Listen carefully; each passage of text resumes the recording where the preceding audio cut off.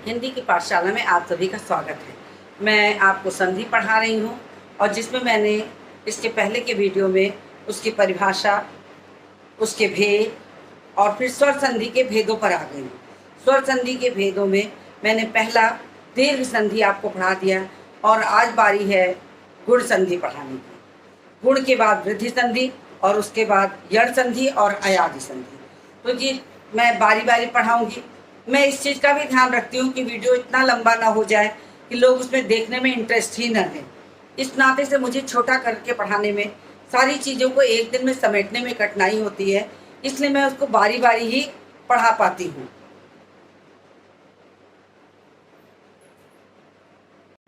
तो मैं आज आपको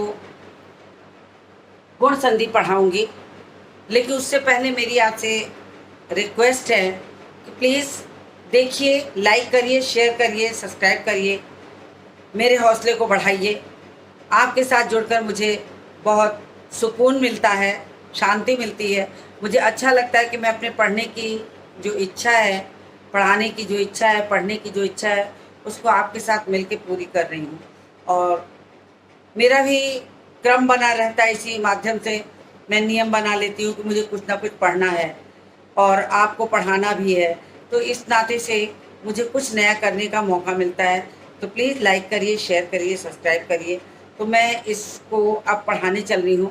देखिए, मैं एक छोटा सा नियम बता दे रही हूँ। उस नियम के आधार पर अगर आप संधि पढ़ेंगे तो जल्दी आपको याद हो जाएगी। तो अब ये जान लीजिए कि मैंने यहाँ पर देखिए एक सूत्र की तरह लिख दिया है। सूत्र क्या है? गुण संधि का नियम क्या कहता है? जब कभी आ के बाद अगर ई आती है तो उसका परिवर्तित रूप ए हो जाता है। और उसी तरीके से जब आ के बाद के बाद उ आएगा तो उसका परिवर्तित रूप ओ हो जाएगा।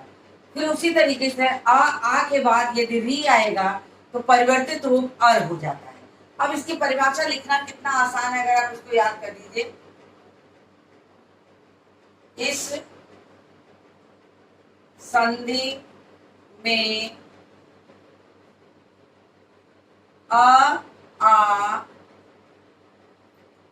के बाद ई का प्रयोग होने पर उसका परिवर्तित रूप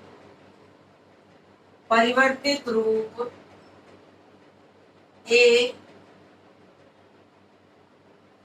हो परिवर्तित रूप हो जाता है। उसी प्रकार आ के बाद के बाद उ आने पर परिवर्तित रूप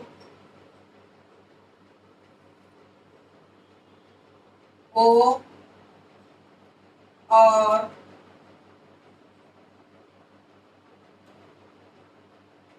और री आने पर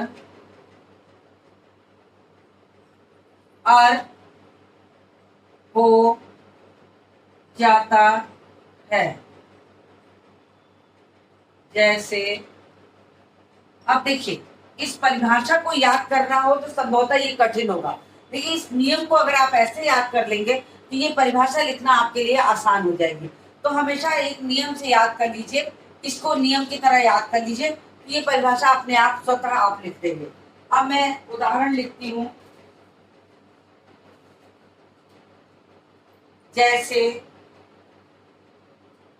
अ प्लस ई इज इक्वल ए। अब नर प्लस इंद्र, नरेंद्र। देखिए नियम का, आ के बाद ई आया, परिवर्तित रूप ए हो गया। फिर धर्म प्लस इंद्र, धर्मेंद्र।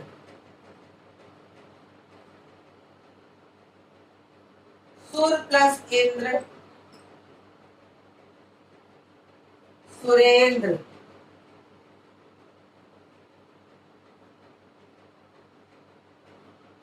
फिर अ के बाद बड़ी लगा दीजिए तो भी परिवर्तित रूप ए ही होगा। तो योग प्लस ईश, योगेश। ज्यादा है, दो ही दो शब्द लिखवा रही हूं। परम प्लस ईश्वर, परमेश्वर।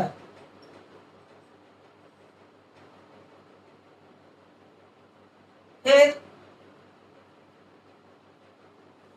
बड़े आ के साथ छोटी ई जोड़िए तो भी परिवर्तित रूप ए होगा। राजा प्लस इंद्र, राजा प्लस इंद्र, राजेंद्र।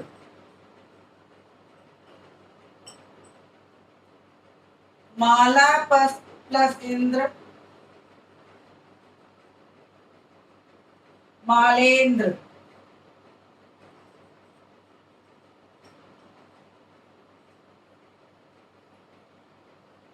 अब बड़े आ के साथ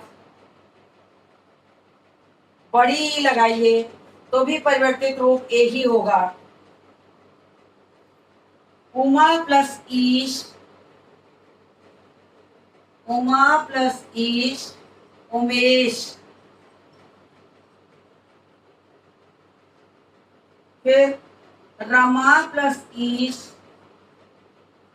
रमेश। बस नियम से मिलाते जाइए, आपको अपने आप समझ में आ जाएगा।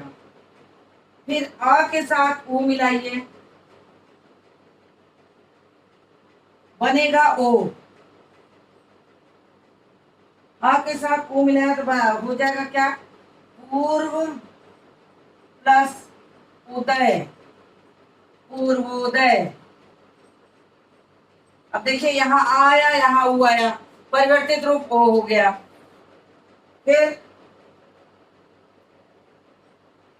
लोक प्लस उपचार, लोकोपचार।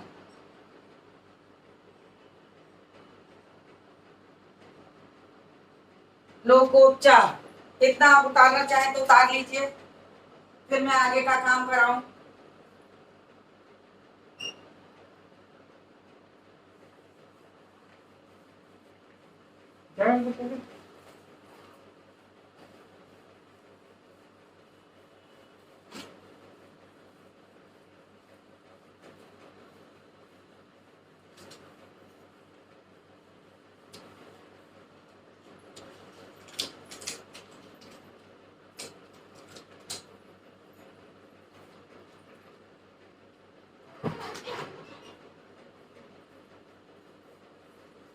तो अब मैं ऊपर आ गई।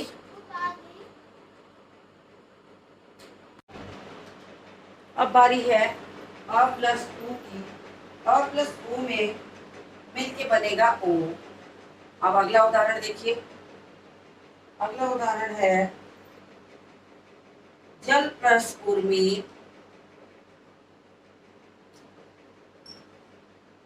जलोर्मी।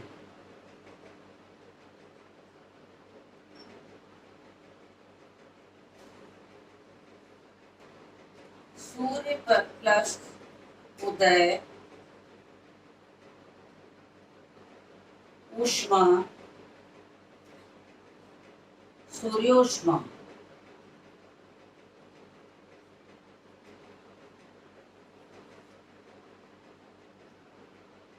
अब आ प्लस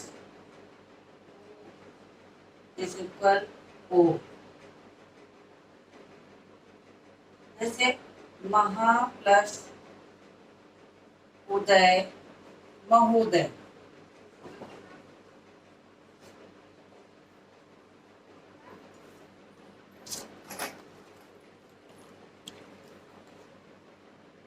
अब इसके बाद गंगोदक।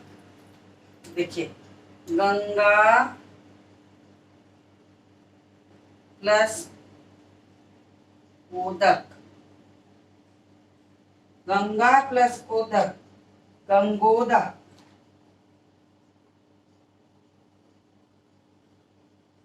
तो इस तरीके से आ प्लस ओ बराबर ओ। अब अगली बारी आ गई आ प्लस बड़ा ओ, आ प्लस बड़ा ओ, ये भी मिला के क्या होगा, ओ हो जाएगा। अब इसके शब्द देखिए, महा प्लस उर्मी, महा प्लस उर्मी क्या हो जाएगा, महोर्मी, महोर्मी। फिर अगला शब्द है भावना प्लस उर्मी, भावना प्लस उर्मी, भावनोर्मी, भावनोर्मी।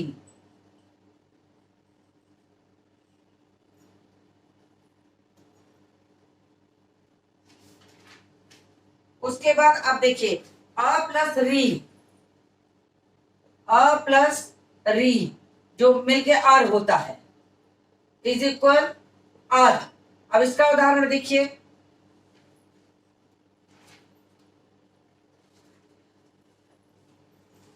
सत्य प्लस ऋषि, सत्यर्षि, सप्त प्लस ऋषि, सप्तर्षि, सप्तर्षि। देव प्लस ऋषि, देवर्षि।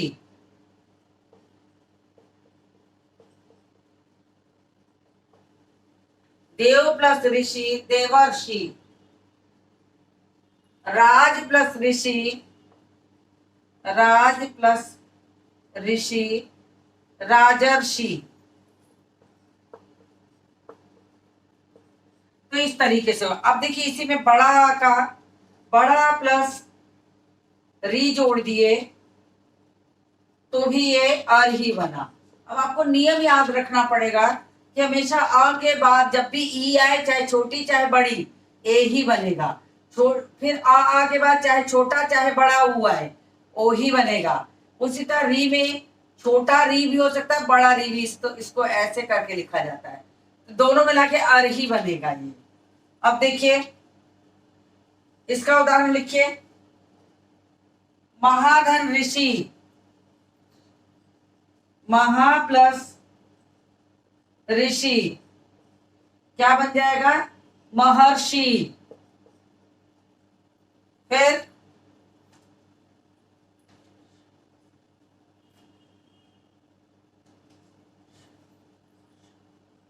वर्षा प्लस ऋतु, वर्षा ऋतु। तो इस तरीके से जो ये शब्द हैं, ये गुण संधि के जो भेद हैं वो सारे इसमें हुए। इसके बाद मैं आपको पढ़ाऊंगी वृद्धि संधि। तो ये याद रखिए कि किसी भी संधि को याद करने के लिए उसकी परिभाषा याद करना उतना आसान नहीं है जितना कि आप नियम से याद कर लेंगे। यदि आप नियम के हिसाब से चल रहे हैं तो नियम के हिसाब से आप चलने पर आसानी से कर सकते हैं। बस आप इतना याद कर लीजिए कि आ के बाद ई आएगा तो ए बनेगा, ऊ आएगा तो ओ बनेगा, री आएगा तो और बनेगा। ये तीनों चीज याद कर लेंगे तो उदाहरण जोड़ने में आपको कोई भी कठिनाई नहीं होगी। तो इस तरीके से आपको गुण संधि के याद हो जाएगा और आसानी से आप इसके उदाहरण कर भी लेंगे। तो मुझे उम्मीद है कि आपको गुण संधि पूरी तरह समझ में आ गई होगी। इसके बाद मैं आपको वृद्धि संधि पढ़ाऊंगी। एक में नहीं करा पाती हूँ, मेरी भी मजबूरी है कि बहुत बड़ा वीडियो बनाऊंगी तो बच्चे 10 क्लास 9 क्लास के बच्चे देखना पसंद नहीं करेंगे। हाँ, कंपटीशन वाले जरूर देखेंगे क्योंकि उनको आवश्यकता है, लेकिन आप लगातार देखिए तो आपको सारी चीज़ें मिल जाएंगी, ऐसी कोई दिक्कत नहीं आएगी। तो मैं उम्मीद करती हूँ कि आपको पसंद आएगा। लाइक करिए, शेयर करिए, सब्सक्राइब करिए। इसी के साथ इस वीडियो को समाप्त करके अगली वीडियो में मैं कराऊंगी वृद्धि संधि। तो आप मेरे साथ बने रहिएगा ताकि आपको पूरा क्रम मिल जाए। Thank you all of you.